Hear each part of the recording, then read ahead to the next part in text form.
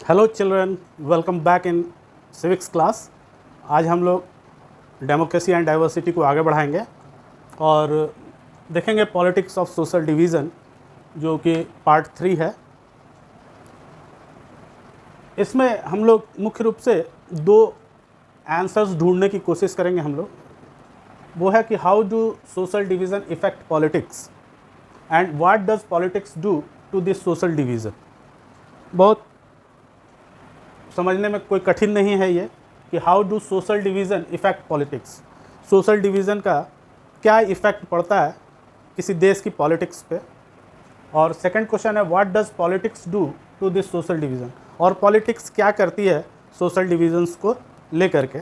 ये दो जो सवाल हैं, क्वेश्चंस हैं, इनका आंसर हम लोग आज के वीडियो में ढूंढने की कोशिश करेंगे। तो आइए शुरू करते हैं कि पहली बार it looks that combination of politics and social division is very dangerous. पहली बार जब हम लोग देखते हैं इस चीज़ को कि सोशल डिवीज़न के साथ पॉलिटिक्स जुड़ती है, तो देखने में ऐसा लगता है कि ये तो बड़ा ख़तरनाक चीज़ है, ये तो बहुत डेंजरस है कि पॉलिटिक्स और सोशल डिवीज़न जो सोसाइटी की है उस पर कोई पॉलिटिक्स हो, ऐसा तो होना नहीं चाहिए। तो पहली नज़र में जब हम लोग देखते हैं तो it looks that combination of politics and social division, politics और सोशल डिवीज़न का कॉम्बिनेशन जो है वो बहुत डेंजरस दिखाई देता है, वो देखने में तो बहुत ख़तरनाक लगता है। तो क्या वाकई जितना देखने में लग रहा है कि सोशल डिवीज़न के साथ पॉलिटिक्स जुड़ती है तो वो ख़तरनाक हो जाती है, डेंजरस हो जाती है? आइए इन सवालों को आगे देखेंगे हम लोग। In politics, parties compete with existing social divisions. जब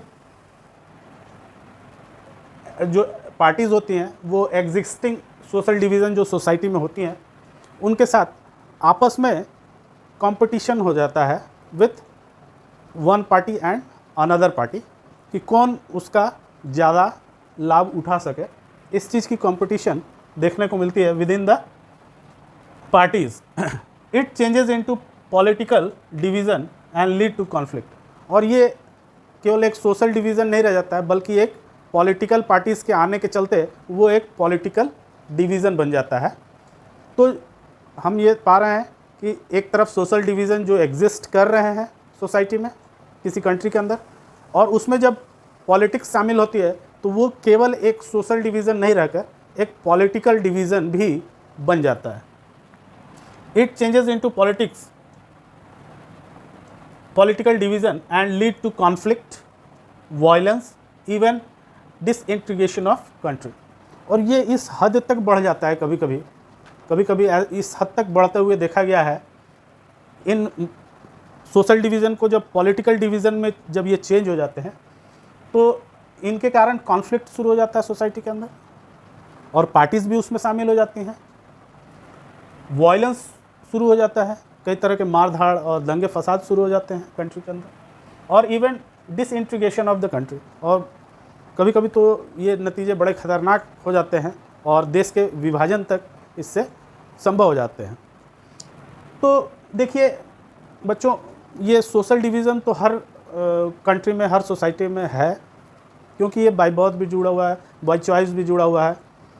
तो बहुत सारे कारण हैं जिसके चलते सोशल डिवीज़न देखने को मिलता है, और पॉलिटिकल पार्टीज़ अपने वोट्स को गेन करने के लिए बड़ी कम्युनिटी को के जो इश्यूज़ होते हैं, सोशल इश्यूज़, डिवीज़न के डिफरेंसेस के पॉइंट ऑफ व्यू से, उनको जो है एराइज़ करके अपना पॉलिटिकल एजेंडा बना देते हैं और फिर उसको प्ले करना शुरू करते हैं। तो उससे उस कम्युनिटी के लोग उस पार्टी की तरफ मोबिलाइज हो जाते हैं और उनको वोट मिलता है, और हो सकता है कि वो कभी कभी गवर्नमेंट तक बना लेते हैं। तो ये सारी चीज़ें होती हैं जिसके कारण पॉलिटिक्स इन्वॉल्व हो जाती है, क्योंकि उनको एक लीडर की ज़रूरत होती है। उस सोशल डिवीज़न को बड़े प्लेटफॉर्म पर उठाने के लिए पार्टीज़ की ज़रूरत है। बिना पार्टीज़ के कोई सिंगल इंडिविजुअल बात को बहुत ऊपर तक नहीं ले जा सकता है। तो वो चीज़ें देश स्तर पर काम करने लगें, इसके लिए पॉलिटिकल पार्टीज़ को आगे आती हैं और उसको इशू अपना बनाती हैं और फिर उस हिसाब से उस कंट्री के लोगों को मोबिलाइज करती हैं अपने पार्टी को वोट देने के लिए। तो इसलिए पॉलिटिकल पार्टी इन चीज़ों में, इन डिविजन्स को अपना पॉलिटिकल इशू बनाती है।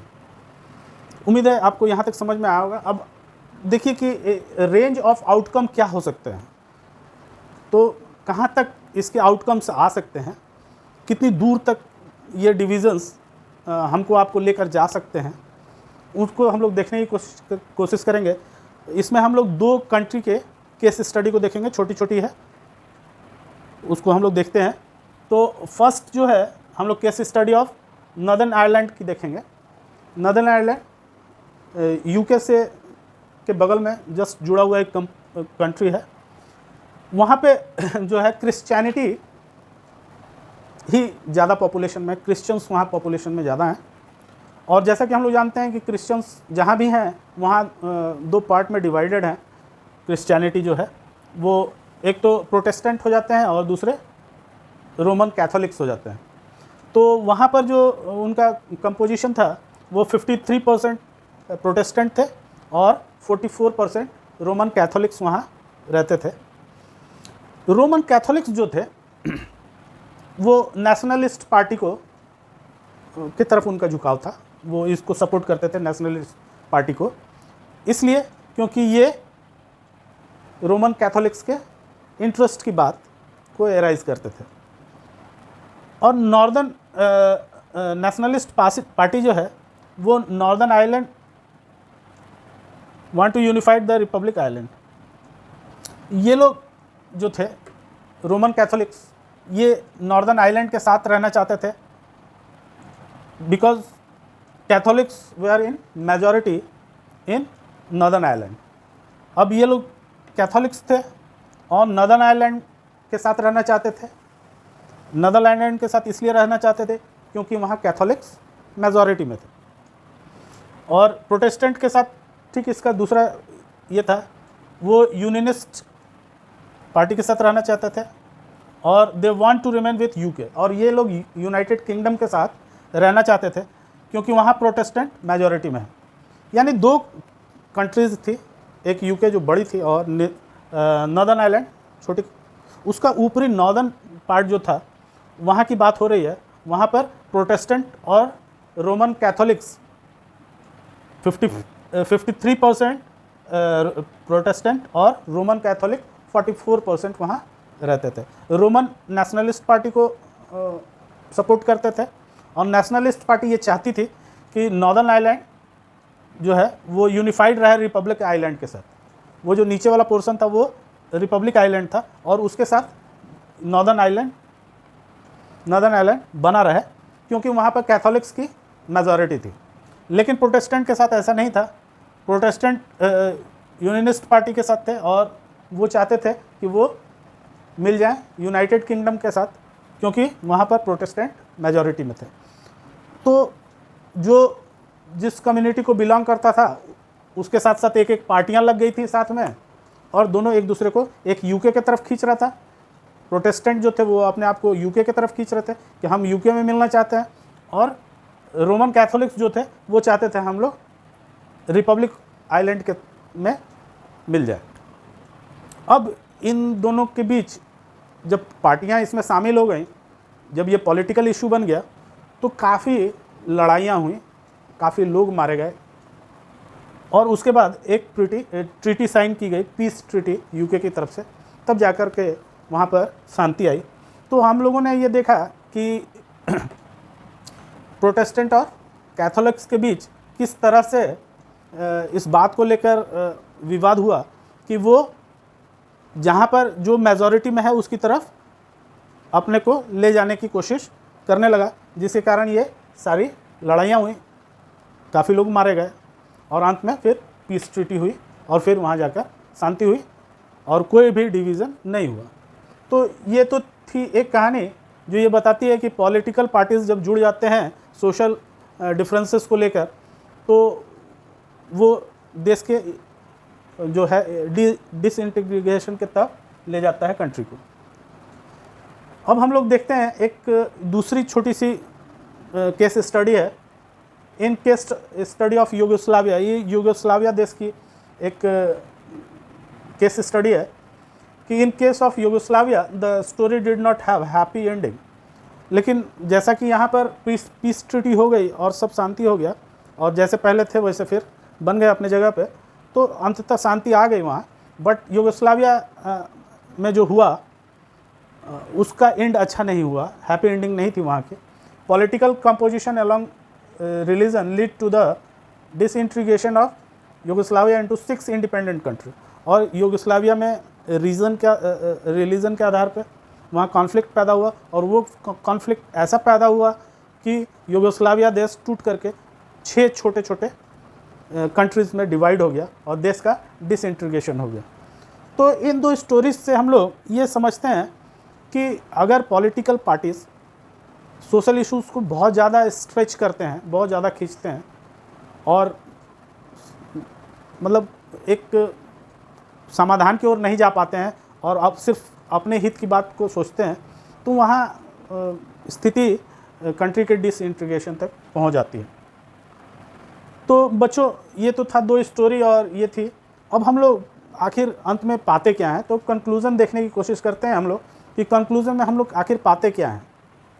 In democracy it is natural that political parties would talk about divisions. देखिए एक डेमोक्रेटिक कंट्री है तो वहाँ पार्टियाँ भी होंगी और वहाँ सोशल डिविजन्स भी होंगे निश्चित रूप से। ये दोनों चीज़ जैसा कि हम लोगों ने पहले पढ़ा है कि डिफरेंसेस हर जगह हैं, तो यहाँ हर जगह पाए जाएंगे, चाहे वो डेमोक्रेटिक कंट्री हो या ना हो।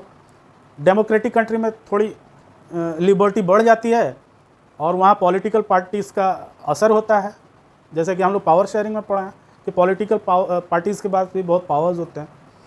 तो हम लोग ये देखते हैं कि इन डेमोक्रेसी ये नेचुरल बात है। In a democratic country this is a natural phenomena that political parties would talk about divisions. वहाँ पर चर्चाएं डिवीज़न के बारे में होंगी ही होंगी। अगर एक डेमोक्रेटिक कंट्री है तो स्वाभाविक है, नेचुरल है कि वहाँ पे डिवीज़न होगा और उस डिवीज़न को पॉलिटिकल पार्टीज़ इनकैश करने की कोशिश करेगी। Make different promises to different communities, और इनका काम ही है पॉलिटिकल पार्टीज़ का कि डिफरेंट कम्युनिटीज़ को डिफरेंट काइंड ऑफ उनके साथ प्रॉमिसेस की जाएँ, प्रॉमिसेस वायदे किए जाएँ कि मैं अगर ये पार्टी अगर सत्ता में आ जाती है तो फिर ये आपका जो ये डिफरेंसेस है उसको सॉल्व करने की कोशिश करेगी। तो लोग उस पार्टी के साथ जुड़ने की कोशिश करते हैं और उसकी तरफ मोबिलाइज होंगे और उसके कारण उसे वोट मिलेगा। But this should be accommodative in nature. तो ये तो ज़रूरी है कि पॉलिटिकल पार्टीज़ होंगी, हर कंट्री में डिफरेंसेस पाई जाएंगी, तो नेचुरली पॉलिटिकल पार्टीज उसका फ़ायदा उठाएंगे। लेकिन उनका जो नेचर है वो एकोमोडेटिव होना चाहिए।